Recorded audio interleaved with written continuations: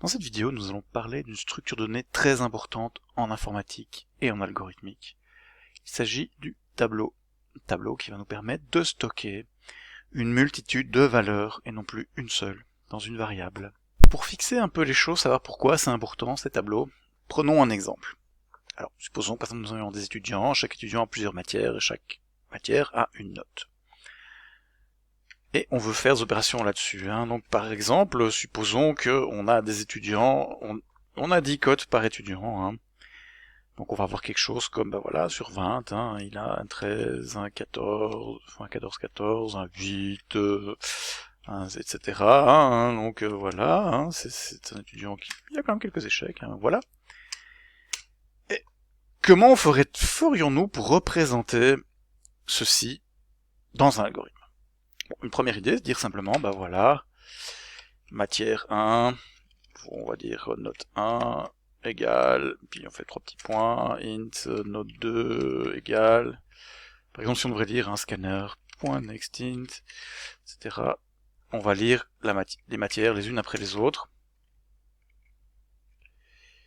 Voilà, etc., etc., etc. Ensuite, par exemple, si on veut calculer la moyenne, on va faire quelque chose du style note 1 plus note 2 plus note 3 plus note 4. On voit que si maintenant l'étudiant il a beaucoup de matière, ça va devenir vite pénible. Mais c'est encore faisable. Donc, pour être clair là où je veux en venir, nous avons ici des informations qui sont toutes de la même nature. Ce sont des notes. Il y en a plusieurs, et on veut effectuer des traitements dessus. Par exemple, faire une moyenne, trouver la note maximale, trouver une note qui est en dessous de la moitié, par exemple. Tout ça, c'est des traitements qu'on peut faire. On peut imaginer de faire ça tant qu'on a un nombre petit de notes. Mais si on en a trop, ça va devenir compliqué. Par exemple, si au lieu d'avoir des notes, on a des étudiants, avec les notes des étudiants, mais potentiellement, par exemple, on peut avoir 300, 500 étudiants, et donc ça va devenir très très compliqué, effectivement, d'écrire quelque chose qui est utilisable. Surtout si on ne connaît pas à l'avance, au moment de l'écriture du programme, le nombre de notes. Donc, on a besoin de quelque chose d'autre. On a besoin de ce qu'on va appeler des tableaux. Alors, qu'est-ce que c'est qu'un tableau en algorithmique? Alors, reprenons notre exemple, donc, où chaque étudiant a une note. Et donc, qu'est-ce qu'on peut faire? On peut dessiner ici un tableau qui va en fait contenir des notes de l'étudiant. Par exemple, ici on peut mettre, ok, il a obtenu ici 18, voilà, ici il a obtenu 15, là 9, etc. Donc ça c'est un tableau, enfin etc. Par exemple 7 ici, le pauvre. Ça c'est un tableau. Ce qu'il faut noter, c'est que les tableaux, ce sont des valeurs du même type. Du même type qu'il y a dedans. Deuxième chose, c'est que le tableau, ce qui va être intéressant, c'est on va numéroter les cases. On va dire, ok, chaque case a un numéro. Et on peut accéder à cette case à l'aide de son numéro. Ce numéro, c'est ce qu'on va appeler ici, c'est l'indice du tableau. L'indice du tableau.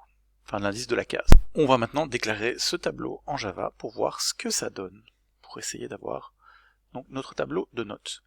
Alors, le tableau, il y a deux choses, on va savoir quels sont les types de chacun de ces éléments. Ici, il s'agit, on va mettre des doubles, parce qu'on va dire qu'il peut y avoir des virgules dedans, puis on va dire, ce sont des notes. Alors, jusque-là, c'est juste une variable. Ce qui va changer ici, c'est qu'on va décrocher ici pour dire, attention, ceci est un tableau de doubles. Et ensuite, donc ça c'est la déclaration du tableau. Maintenant, il faut initialiser ce tableau. On va lui dire combien de doubles, on a fait new double. Ici, par exemple, on en a 4. Et ça, c'est l'initialisation.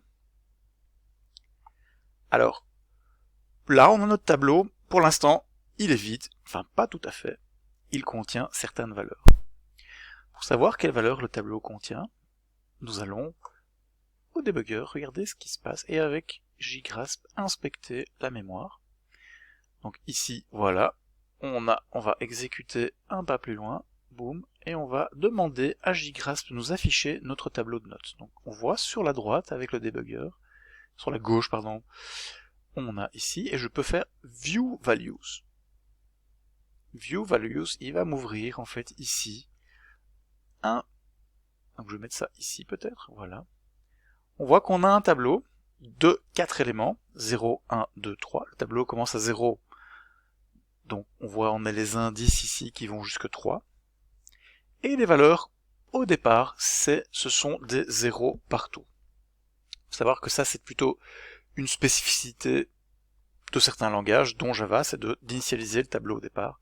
Certains langages, comme le langage C par exemple, n'initialisent pas les tableaux au départ. Et donc voilà, ça c'est un premier tableau que nous avons créé. Maintenant, supposons que nous voulons mettre des choses dans le tableau, eh bien, nous allons parcourir à l'aide d'une boucle for ce tableau, tout simplement. Donc je vais faire, je sais qu'il y a 4 notes for qui vont de 0 jusqu'à 3, mais en fait je peux mettre inférieur à 4, ça revient au même. Voilà. Maintenant je peux lire les notes les unes après les autres, hein. Donc je vais dire que la note numéro I est égale à scanner.nextIt. Voilà. Et donc, on va de nouveau, à l'aide de notre debugger, regarder qu'est-ce qui se passe dans ce fameux tableau. Voilà. Donc, on va jusque là. Hop, hop, hop, je vais aller jusqu'au moment où on demande. Je vais visualiser mon tableau de notes, hein, comme j'ai fait tout à l'heure. View Values. Je vais mettre ça ici en bas pour que ça gêne pas trop. Là, voilà.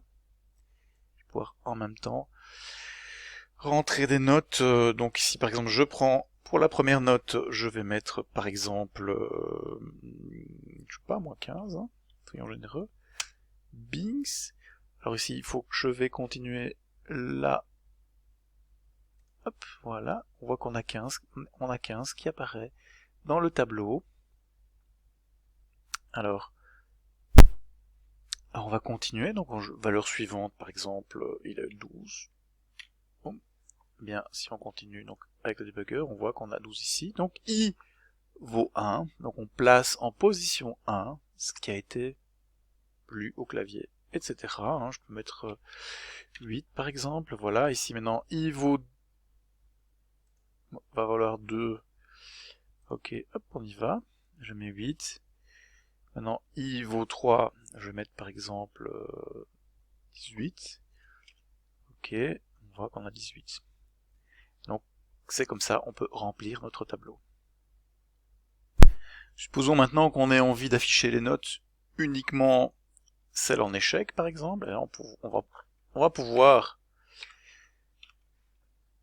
reparcourir ce tableau et dire, tiens, mais dans le fond, je vais faire un test sur chacune des notes. Donc, si la note est plus petite que 10, et ben, par exemple, je vais afficher quelque chose qui va me dire qu'on est en échec pour le cours numéro I. Voilà, par exemple. Voilà. Je vais bien fermer ma boucle. Ok. Alors dans ce cas-là, ici, je vais peut-être fermer ici ce truc-là pour qu'on le voit. Si j'exécute maintenant, par exemple, je vais rentrer mes 4 notes. Je vais par exemple rentrer 2 notes en échec. Par exemple, je rentre 15. Oula, ça c'est trop, mais c'est pas grave. 8, 10 et 2. Voilà, il va me dire en échec pour le cours numéro 1. C'est mal passé mon accent, c'est pas grave. Le cours numéro 1 et le cours numéro 3. Donc ça, ici, on a un exemple de je crée un tableau. Enfin, je le déclare, je dis que j'aurai une variable qui a comme type tableau. Tableau de quoi? Tableau de double. Ensuite, je dis ce tableau, en fait, c'est 4 doubles. Ensuite, je lis ce tableau. Donc je peux ici accéder en écriture en mettant crochet le numéro de l'élément que je veux accéder. Et ce numéro peut être représenté par une variable. Et je peux aussi lire, en fait. consulter la note du tableau en mettant le nom du tableau, crochet et l'indice, donc le numéro de la case de laquelle je veux aller voir le contenu. Voilà. Il y a encore pas mal de choses à raconter sur les tableaux, mais je vais m'arrêter ici pour cette vidéo. Merci.